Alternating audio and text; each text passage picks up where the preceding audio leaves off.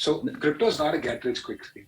It's let's not get poor slowly scheme. That's what it is. Inflation. Ladies and gentlemen, today in the House of Finance, we have the co-founder and the CEO of Vault. Basically, if you want to invest in crypto or if you are investing in crypto, this is a must-watch podcast for you.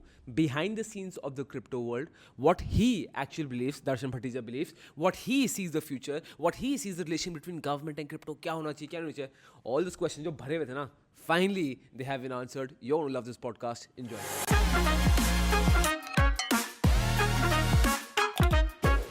So, ladies and gentlemen, today we have the co-founder and the CEO of Darshan Bhattija of the Vault app, जिसमें पूरे it's a crypto wallet and you can buy it. So, सबसे पहले Darshan, thank you so much for coming and giving your time. It's a pleasure to have you, and trust me, we really have to boil the questions down because the questions were so many. But I'm going to try my level best to ask you the questions in a concise and an easy way. Thanks so much for having me. The pleasure is all mine. Okay, so Darshan, everyone knows about Vault, and we're going to talk on Vault more also. But tell me about yourself. What's your family background, and when did you get into cryptocurrency? How did you discover this entire world of cryptocurrency? How did that happen? Sure. So I come from a family of financiers. So I've been hearing about facilitating loans against more traditional assets while growing up. They also have a business. So scaling businesses was dinner talk for me. So very, very exciting and fun. Wow. Childhood, especially with the business angle. I ended up deciding to not pursue business through a formal education. I did my engineering from BITS, post which I worked at a private equity fund because my inclination towards finance and numbers was still there. Did that for about 6 months and quickly realized I was on the right side of capitalism my entire life. I saw a huge disassociation between incentives around creating value for the people that the financial companies interacted with versus just driving their own self-interest. I always saw capital as a potential influencer of good, of change, and I didn't see any of that.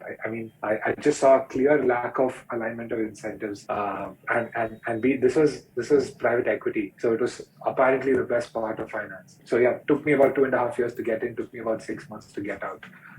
Worked at an early stage startup where I looked at partnerships, took it from their seed to their Series A, all the while closely monitoring where disruption in money and finance was really happening. This was late 2016, early 2017. And how old were you at that time? 23, maybe. Wow. Yeah. So I can imagine those dinner talks must be very interesting. Yeah, you're talking about which companies are doing well, which companies are not doing well. Those family dinner talks about finance, they must be very, very interesting. I loved it. I mean, I have a lot to attribute to my upbringing. I had a very I would say fortunate background when it came to just developing information and in turn interests on the dinner table. So it was just fantastic. So I'm very curious to know, is it just you or your siblings, if you have any siblings, they had that keen interest in entrepreneurial side of the end also? Not just me, my entire family, not just my sibling as well, but my entire extended family are in very traditional businesses. So my own sister, she runs her own interior design firm at the moment. My first cousins run their own businesses. My second cousins run their own businesses. And these are folks in Bangalore, in Bombay, and Delhi. All of them are doing their own thing right now. It's really good to see. It's fantastic, yeah.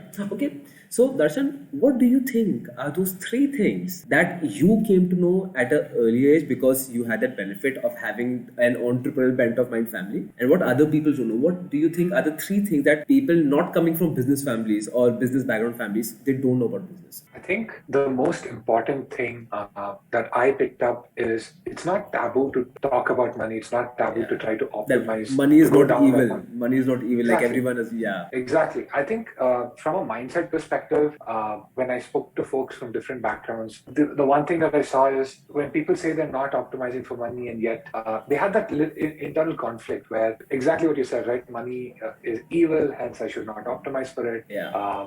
That whole bent in the business background just doesn't exist. We see scaling a business as a very good thing. Yeah.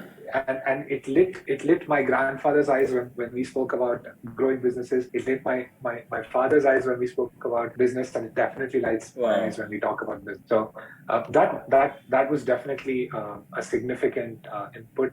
Attention to detail from a number standpoint would be the next. A lot of people, despite them trying to save, may not have the discipline to look into the intricacies of money in, money out.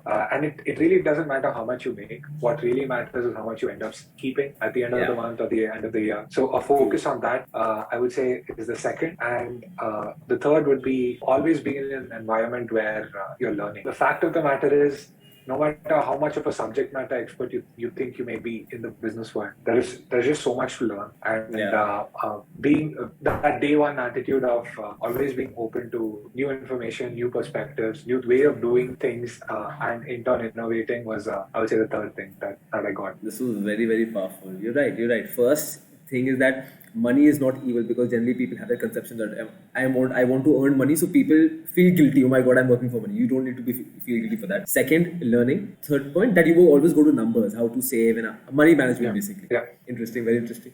Okay, now tell us about how was your entry or introduction to the cryptocurrency world, and which year was it? Yeah, so this was late 2016. Some of the smartest people that I knew kept bringing up cryptocurrencies to me. Yeah. I actually first heard of crypto in 2013 when I was in university. This was post the Silk Road bust. And yeah, I dismissed it as that unregulated currency that's used for illicit transactions because you can't use the traditional banking network. I didn't know better. But in 2016, some of the smartest people that I knew brought it to me. Initially dismissed it again. Oh, it's probably the speculative asset, because I looked at the volatility and it was moving anywhere between 5 to 10% a day. So yeah, gambling instrument. And then it kept coming back to the point where I decided, okay, let me just take a weekend, read the Bitcoin white paper, read about what else is going on in the crypto world. And that weekend became 2 weekends, and then it became a month, and then it became 2 months, to the point Then it became entire vision. Exactly. then it became indefinite. Okay, I need to figure out what I need to do this full time in some shape or form. Took some time off. I disconnected from the internet of sorts for 3 months and just started doing some fundamental reading. I wanted to not build my perspective of crypto from opinion pieces, but rather research papers and books. From the economist perspective, I started looking at the history of money. I started looking at the history of finance, the history of banking. Those are the books that I picked up. And then from that came Vault. Previously, it was known as Bank of Founders, but that's how I in turn transitioned that interest into what gaps are with the traditional banking world, and in turn, what can crypto be used to plug that. It's very, very interesting. And you're right, because a lot of people, they just make opinions, or maybe reading a blog or watching a video or reading a single book, and you really need to analyze the entire thing to get the full picture. That's the fact of the matter is, yeah, I mean, there's a lot of nuance, especially when you look at a generational leap forward in technology. You can't form your opinion on that the way I did in 2013 and the way I did in 2016. It was a mistake. I dismissed it, and I'm sure everybody goes through that struggle where initially, speculation or possible darknet sort of association transition to, okay, governments don't like it. Why don't they like it? Is there merit to that? To maybe, if I look at what are the pros of this asset, why is there so much written about it? From that to, oh my God, how isn't this already mainstream, and what small part can I play to make that more of a reality? Right, because my first interaction with crypto was, I think, in early 2017, late 2016. At that time in Delhi, at least. So, being the France world, there are a lot of people that I'm doing mining. If you remember, mining was a real thing back then. People were asking you to put their money in the mining companies. Unfortunately, some of them didn't come out to be as good as they were. But yeah, so the first reaction of me also, I remember I took it to my dad, and my dad dismissed it. What is this? This is not regulated by SEBI. This is not regulated by RBI. What is this? So you're right. Now, this is very interesting, because this is a very major factor that a lot of people, or concern I would say a lot of people have with crypto, is that it's not regulated, right? And it's Now again, this is the advantage and the disadvantage both. In some eyes, it's a disadvantage because it's regulated. Some eyes, it's the advantage because it's decentralized. So according to you, what should be the government's relation with crypto? Because if you see even right now, I think the many source of the problem is that a lot of our government officials, and I'm not only talking about India, I'm talking about worldwide, they don't necessarily understand the concept of crypto. What is blockchain? Some politicians I heard, worldwide politicians I'm talking about, they were getting confused between Bitcoin and blockchain. They thought both of them are some kinds of cryptocurrency, right? So a lot of confusion arises from there. So what do you think should be the relation between a government and a cryptocurrency? So let me just come out and say that all regulators are not the same. Just like how not every asset is built the same, just like how not every cryptocurrency is built the same. There are some very well-informed regulators, such as the MAS in Singapore, as an example. And then there are some that are not as well-informed. They're on the whole end of the spectrum where they understand every single aspect of it. Some do. I think the more important question is what is the relationship between customers and crypto? It's very important to know that decentralization drives the customer's interest because it drives every participant's interest because it's transparent. The rules are defined on code, and if it didn't, people won't adopt it. If it did, people do, and in turn, that's why it's this popular because it clearly has built a transparent incentive system where every participant financially benefits from it. Given that they participate. So when we put this in perspective of history, we've never had a monetary system that didn't have any relationship with anybody neutral. Now, governments, you could argue, try to be that neutral counterparty of sorts to ensure that the landscape is fair and the right incentives are driven. But from time to time, we know that the separation of money and state has always tried to be achieved but never been able to.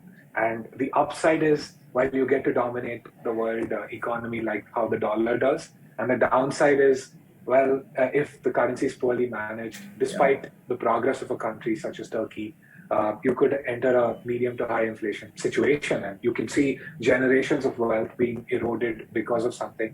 As it's just a mismanagement of capital, and earlier you needed to trust someone, now you don't. I believe if there is the best system of trust is where you have to trust no one, you can audit yourself. And for the first time, that's been able to, you can do that in a system of money through crypto. But crypto money is just the first application of this technology. We're going to see many, many more things being built on the crypto world. We're seeing art marketplaces. We're seeing multiple massive use in the metaverse. There's massive use in NFTs, and it's unending. It's so altogether new world itself. So answering your question very briefly, regulators' jobs have always been to protect the interests of the masses. A classic example could be if, let's say, there's just ICOs all over the place. It's not necessarily being positioned in each person's financial best interest. So I understand limiting access to the dog coin of the week.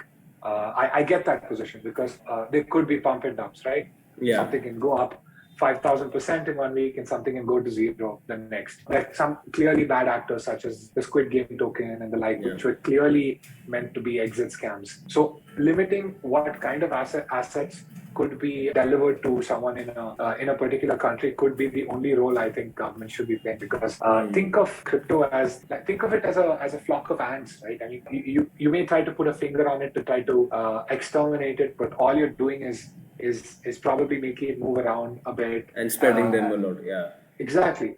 There's no way you can stop a distributed network like this. It's like trying to stop the internet. How do you do that? This was quite an interesting analogy actually. Yeah, this cleared a lot of things in my head also. And you're right, I completely agree because see, there are some cases where clearly their pump and dump schemes have happened. But I think the same thing is in financial markets also, where you'll see a lot of penny stocks. So that happens, and a lot of people they say, and again, they have that concern that crypto is being used for irregular activities around the world. But the fact is that even the internet is used for that. So if we can't stop the technology, we have to stop the misuse of the technology. Would you agree with me in saying that? I completely agree with that statement. Although, just to put in perspective, if you were to go after the financial instrument that's most responsible for money laundering or terrorist financing, you'd have to go after cash. It's the unequivocal winner. I mean, if you look at terrorist financing, 99.9% is done through cash. So are you going to go after 0.01%? maybe lesser, or are you going to go after 99.9%? So This is actually I a very think, interesting fact. I didn't know about of this. course it is. Of course it is. Wow. So, Wow. This is actually so a lot of viewers, I'm sure, so you can rethink the fact than whatever people have to say about it. So, okay, Darshan, I get that fact, and you're right, I completely agree with. But if you take, like, if you see the worldwide economy, right, a lot of governments are pro this, a lot of governments are completely against. So, if you see Australia, they've taken cryptocurrency as an asset. So, the taxation is around an asset class, right? It comes under long term taxation, yes. Now, India, I think we're still coming up to be in a diplomatic stage where the government has shown that they see potential in this. China, Russia, on the other hand, completely against it, completely blocked it. There are some countries who are in the middle, some are completely against, some are completely pro, or a higher movement towards pro. So, do you think that is going to affect when China has the third largest user base of crypto? So, do you think that is going to halt the growth of crypto in any means, or you see the future changing? so it's important to know that there are two aspects of facilitating. Now, if you're even the two buckets of regulators, even in the pro bucket, one want to regulate it as an asset or a commodity, and the next look at it as an alternate instrument of monetary settlement. The right way to look at it is an alternate instrument of monetary settlement, because that's what most people use it for. Basically, currency. It is an alternate instrument of settlement. So if you look at stable coins and the way they behave, if you look at the Bitcoin network, I mean, it's a peer-to-peer method of settling transactions, right? That's what it was created to do. It is volatile, so I understand why one would want to regulate it as an asset, and it's completely fine if it is between being banned or being unregulated versus it being regulated as an asset. I do see the arguments on the merits of it being regulated as an asset, but I think eventually most governments are going to come around regulating it as an alternate to money. I think banks are going to be adopting crypto. I think very soon we're going to be ditching the SWIFT network for crypto. You may not ditch the IMPS, NEFT, RTGS, or UPI network because that's more efficient for domestic transactions. But SWIFT is terribly inefficient for international remittance. 3 to 5 business days, anywhere between 5 to 10%. I remember whoever is studying abroad, they hate Swift. They hate the concept because it's inefficient. It's very inefficient. You're right. I don't know one person who likes it. So Yeah. and it's a de facto network of banking, monetary settlement internationally. Except the banks, of course. The banks love it because they make the interchange, right? They get the interbank rate and they make the markup. So there are very clear use cases as to how and why this behaves as a better instrument of settlement. And the MES puts it under their Monetary Act, just so you know. It comes under the major payment institution licenses over here and the small payment institution licenses. Very similar to how the RBI regulates the payment banks, which is the Paytm, the Jio, and the Airman. Airtel, they're allowed to issue cards and the like, right? Similarly, there's the e-money or the Major Payment Institution Act, depending on which country you look at. The more progressive ones are putting it under their monetary regulations. So US is another classic example. It comes under their money transmitter license, not under the securities regulator. Very interesting. You're right. Let me actually add another point since you mentioned this. You mentioned China and Russia and the like. I think if you look at the countries that are pro-crypto, the more democratic they are, the more they have to represent each individual participant's best interests, the more they're going to support crypto. The less democratic they are, the less they like crypto. Russia, China, Nigeria. Just think of that bucket, right? Maybe one or two countries in the Middle East.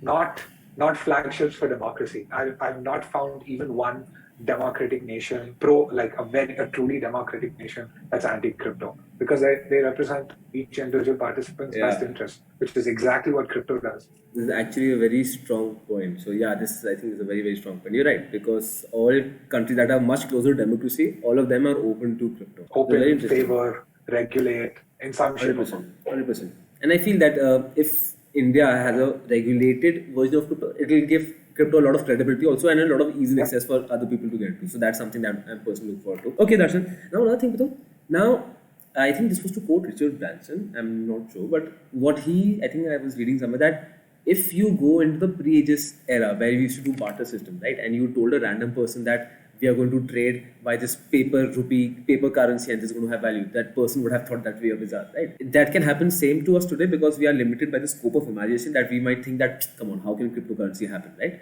So that can be a possibility. But one thing I have very difficulty, this is my personal question, that governments regulate the economy through the money supply, right? So currency is a very major part of the control. So when you see in the future that crypto is a massive currency that's being used. So how do you think the government's control on the economy would be? And any economy, not only any country specific. The economy and its currency may go hand in hand from time to time, but you really have to look at them as separate. There are very open banking jurisdictions and there are very closed banking jurisdictions. Open banking jurisdictions tend to be capitalistic in nature. So think of Singapore, think of UK, think of the US. Closed banking jurisdictions tend to be, again, not very people centric. So think of China, think of Russia. Unfortunately, historically, India as well, but not anymore. To a major extent, not anymore. Yeah, So- we're moving in that direction. But definitely, like it used to be 25K under the LRS scheme. Now it's $250,000 per person. It's fantastic. We're taking steps in the right direction. So it's very important to know that the economy and its performance these levers of monetary and fiscal policy, while they may be temporary drivers of up and down momentum, they don't really determine over a long enough timeline whether that makes a strong economy or no. It really depends on the entrepreneur spirit, the taxation, there are other things that drive medium to long term, I would say, success more than currency control. With regards to currency control, I don't think the pros weigh the cons. I really don't, because over the last 25 years, we've seen over 50 countries go through an annualized inflation of over 15% for at least 1 year, which means roughly 25% of the central banks in the last 25 years do not have lost effective control of maintaining stability in their currency. And we've seen the far end of the spectrum, right, where they have not been able to separate money and state to the point where certain governments just print their way out of they think they can print their way out of a problem. But Fed has been doing it since 2008. Now 40-year high inflation, right? And we've entered, the US has entered a stage of stagflation. And what people don't realize that a lot of people who are not that economically inclined, that because of dollar inflating so much, countries all over will get affected because all of their foreign exchange majorly is in dollar terms. Exactly. So I'm not in favor of a couple of unelected representatives taking decisions in close quarters without consensus of the broader public, determining how generations of wealth tends to get eroded. I'm just not in favor of that. I would rather work with an independent monetary system that's global, that's transparent, that's auditable, that's designed to be built for the customer. And historically, gold has played that role. But I think digging the ground for clunks of metal is so archaic. I mean, if you can achieve the same function through code and through a distributed network of compute, it's just so much more efficient. Makes sense. Makes a lot of sense. True. And actually, this was very, very interesting because of the fact that yes, but sometimes I also, again, it's all in the future, so nobody can complicate it. But there's some I just keep making theories in my head. So one theory is that the debt itself will become so high that it is impossible to pay back because overprinting of currency has been happening worldwide. Stimulus has been, I think, since Bernanke introduced it in Federalism in 2000. Since then, it's been going on, and maybe to go to a U-turn would be very, very difficult. So could be crypto could be definitely the answer. Okay, so here's the thing about national debt, right? What you do to cool down a very overheated market is you raise interest rates to slow it down. Yeah. But once your debt becomes large, when you raise interest rates, you cannot raise interest rates. You cannot. So I think roughly 13% of the US's national budget goes into servicing their interest loans. They've effectively gone up by 60-70% in their cumulative debt that they owed the world in the last 18 months or so. So while increasing interest rates has traditionally been the method of choice to cool down an overheated inflating economy, that you lose that control very, very quickly. As of now, it seems very difficult because if you even increase the interest rate a little bit, the government will go in massive debt where the entire economy can overturn within seconds itself. So I think that is why Fed has not reduced the interest rates or rather increased them. They just kept them the same level. Let's see what they will do in the future. I mean, the speculation of it being raised itself caused the markets to crash. I think nowadays the stock markets are very related to the interest rates. So as you hear that Fed is going to increase interest rates, the markets come down. As you hear the speculation that Fed might decrease interest rates, the markets go up. So this is something that I think we the fundamentals of equities, I mean, we're looking at P ratios at all-time highs. We're looking at assets being inflated, at least at like going back the last 50 years. I don't remember seeing such frothy markets. And I'm a They are. student. I love looking at the history of finance. So I don't remember the last time there was such frothy markets. They are, they are. I remember a lot of time people, when we used to discuss the Hudson Mehta case in colleges, so people used to say, Sir, those people must be not well educated. How can you invest in those high levels? So I remind them that maybe after 20 years, people would be talking that about us. That how can you invest in such irregular levels? Okay, so that's the scene. But the good thing about the entire boom is that the crypto. I don't need to tell you, it's crazy in India right now. It's crazy because the highest crypto users, the young generation, they are all in for crypto. So, what is seeing the entire environment around India itself? What do you find one thing very motivating about this, and what do you find one thing very concerning about this? You know what I'm most excited about? Many people are in their teenage years where they were born after the creation of crypto. Additionally, I think we're looking at generation that's probably entering college right now that has owned crypto before they had their own bank account. And what that means is when they try to use traditional banking services, and they try to visit, let's say on a Saturday to facilitate a transaction, they're going to say, "Oh, sir, markets are closed. It'll only clear on Monday." There's no way that They can go back to the banking system after Exactly. experiencing the crypto. Yeah. Like, how do you do that when you get used to network transactions confirming in 1 minute on the Ethereum network, seconds on a few of the other networks? So I'm very excited about the fact that many people own crypto as their first asset class. Many people own crypto before they have a bank account. That's the most exciting aspect to me. I think behavior is once you get used to something significantly better, it's almost impossible to go back. And the thing that scares me or worries me is the fact that certain platforms and certain participants are not acting with a long-term perspective in mind. I think a classic example is what happened during the World Cup and the IPL and the like, where every second ad is a crypto ad. Over-promising, it's the classic principal agent problem, right? Where they're taking a short-term bump in their valuation. So think of any company that's publicly said, "I'm a $1 billion company."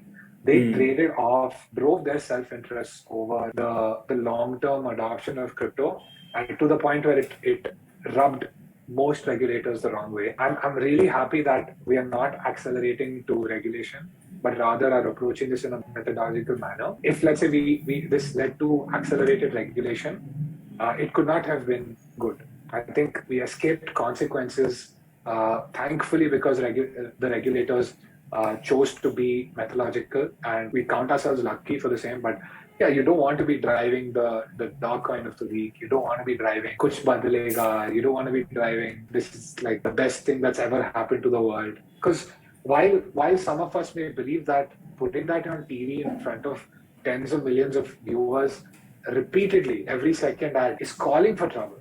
And I think we behaved very poorly. True, because I think the same thing also happened in stock markets earlier. That just to show the picture that here you can just get quick, rich, and get easy forever in a day, everything will change. That's not the right way to go. I think if you show them the longer picture, that in the longer term, if you invest in crypto the right way, then things can really change. So I completely agree with you on this. So crypto is not a get rich quick scheme. Let's not get poor slowly scheme. That's what it is. That's what it is.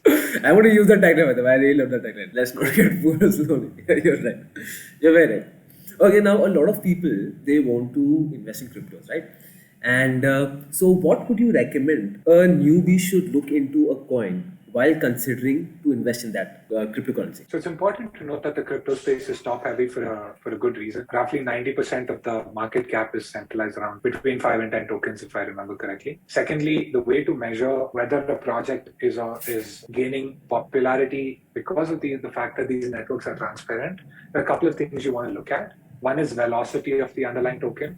How quickly does it change hands versus the total supply? A low velocity token. How should we check that? By the volumes, amount of volume? Yeah. You can go to the CoinMarketCap website. You can look at amount of money moved versus amount of money traded. You can look at total active wallets, total outstanding wallets with a balance. So velocity as a measure is a very good indicator of activity. The next is total contracts being interacted with on a daily basis. So contracts is a piece of code run on these networks. Total contracts are interacted with on a daily basis to look at how diverse the developer ecosystem is and rate of change of that as well. So you don't just want to look at that today because you may pick a platform that's not growing very quickly versus a platform that's growing rapidly, right? So rate of change of that would be another good measure of the same. So velocity and rate of change of developer activity would be very good indications of how the network is going to grow over time. Fair enough. So velocity, rate of change of developers, and volume, then the market cap also is a good indicator, right? So tell us about World and what is your vision and how can our country and the viewers of this podcast benefit from it? Yeah, our mission is really to accelerate the transition of decentralized money. We think it's the most customer-centric form of money that's ever existed. And we want to enable more touch points of finance with this asset or currency, however somebody may define that. Now, we think it's just a fantastic way to not lose wealth through inflation. But beyond that, there's so much more that you can do with it. If let's say you build on Ethereum or Solana, you're basically going to get access to millions of customers globally, and you can deploy pieces of code at a fraction of the cost. So if you were a developer, there's never been a better time to be a developer. Get into Web3 and build anything, or work with a company that you're excited about, a concept that you're excited about. And time in crypto moves roughly 2.5 times the time in terms of innovation versus any other tech, I would say, landscape that I've looked at. The rate of change is just fantastic here. But if you are not, let's say, a tech person and you primarily want to invest, I would say these markets are particularly volatile because it's still early. So you don't want to try to time the market. Time in the market is greater than timing the market. So don't try to time the market at all. Dollar cost averaging, we have a very simple way to do that on the platform. You want to not buy based on people recommending assets because that's not doing your own research kind. So put in some time, look at the top heavy assets, dollar cost averaging, and have a medium to long term holding period. It's going to be more tax beneficial. So instead of you paying the higher rate, you can pay the long term gains rate, which is fantastic. And secondly, if you truly want to see multiples, you got to be in it to see that. True. It's very interesting. I think there's one platform that helps you in every single thing. So, and if somebody wants to start investing, and we have a viewer audience who is, I would say, in the younger investor side, right? So how much money do you think would be the bare minimum to enter the world of crypto? Or how much money you think that one should have before even thinking of investing in cryptocurrency? So I don't think of getting into cryptos primarily, while you can invest in crypto, that's just one of the many ways you can get in. You can be a developer, you can be a designer, you could be a marketer, you could be a podcaster, and you can gain exposure to crypto through an income. Now, you can even not be in the crypto space, but say, as a freelancer, I want to earn in crypto. So you don't have to buy it. Let me just eliminate that. You could have an income in this asset. And people, given the rate of adoption, anybody should be able to pay that. Sometimes it's more beneficial to pay it as well, because if, let's say, I'm remitting money from country A to B, I will have to incur a fee, or you would. There is some efficiency cost over here. Versus, let's say, if you are using crypto, it's close to free. It's probably the most economical way to do it. So you're instantly getting that upside in terms of not bearing that cost too. But if, let's say, you were to invest in this asset, dollar cost averaging, and have a long-term timeline, that's it. And actually, this is a very good point. So if one wants to get in the crypto world, it not necessarily means that he has to enter as an investor. He can be a freelancer, he can accept payments in crypto, he can do several things in crypto. So if somebody wants to start and he's confused, I don't know what to do, what options are available, how to see which one is the best, how to analyze myself, what would you recommend that? Before you get into trying to find which asset is better, probably try to understand the fundamentals of the space. So pick up The Internet of Money. It's a book by Andreas Antonopoulos. There's a YouTube series based on I think the book is based on the YouTube series. So just if you find consuming audio, video easier, go through that. I think another fantastic book is called The Bitcoin Standard by Saifedean Ammous, if I remember correctly. And once you understand what this tech does, try to go through, I would say, maybe not Discord servers because that's where most of the noise is, but try to go through some of the white papers and try to do your own research. Don't try to read opinion articles, try to read research-driven components of the same, where there is no bias, but rather they're talking about the underlying, and make your own decisions from there, right? Once you understand what blockchain is, once you understand why Bitcoin was created, once you understand how Bitcoin works, then you probably want to look at what is the difference between token one and token two. Yeah. Not from a financial perspective, but rather from a use case perspective, from an interaction perspective. Why are people bullish about this token that's the 57th token, right? What does this token do? Is it a governance token? Is it a utility token? Is it a stable coin? What is it trying to do? And then take the financial call, as opposed to like how is its 7-day performance, or how low is its market cap, and what is its upside. I think all of like markets may not be efficient on a day-to-day basis, but over time we converge towards efficiency. So if let's say you're able to do research and find a project that's fundamentally sound, you will be financially rewarded. So there's nothing quite like reading. True. And I think this is a very good point that you mentioned, that don't try to read opinionated articles or blogs, because of course that opinion can completely sway your judgment to another level. I think, So, unfortunately, because of the significant direct correlation between talking up a coin versus the coin actually going up because of momentum, there's the incentive to drive perception, especially by these token creators or these platforms, is very, very high. It's extremely high. And I saw that as a customer, which is why we don't have a token. We're very selective on the tokens we have. We don't talk up or down any token. We're very token neutral in the way we approach. We don't do trading competition like any other exchange, right? We don't do any of that. So you want to be very wary if someone is telling you buy token ABC, be it an influencer, be it a research associate, be it anybody else. I mean, the only person who should be telling you to buy something is your gut based on the fundamental research you do. very true, very true, very true. Okay, so there's another thing is that compared to the sentiment in India, right? So I'm very aware what the sentiment around India is with cryptocurrency. How is it abroad? Abroad in foreign countries, especially more democratic countries, is everyone acceptable of crypto world, or do there also people have concerns against crypto? I think the conversation around concerns with crypto is more focused in India as opposed to anywhere else because of the mixed messaging from multiple stakeholders of this asset class.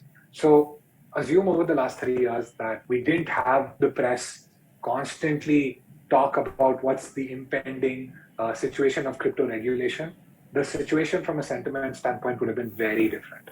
And we're actually seeing that in every country but India. It's overwhelmingly optimistic because it's by founders, it's by optimists trying to create, value over the long term. So that also could be some form of bias over there. But even when you talk about customers and or adopters in Singapore, adopters in the US, in Europe, it's interpreted as almost an inevitability at this point. You're right. Yeah, I agree with you. And yes, in India, I think we have taken the conversation to another level altogether. Okay, so final question, Darshan, is that what is that one thing in the world of cryptocurrency that you believe in, but everyone else disagrees with you?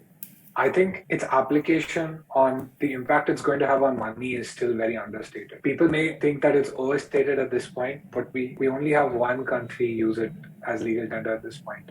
We only have one central bank purchasing it at this point. While I am personally excited about what's happening in the creator world and the metaverse and whatnot, its application on money has not even begun to take shape or form. It's still so early.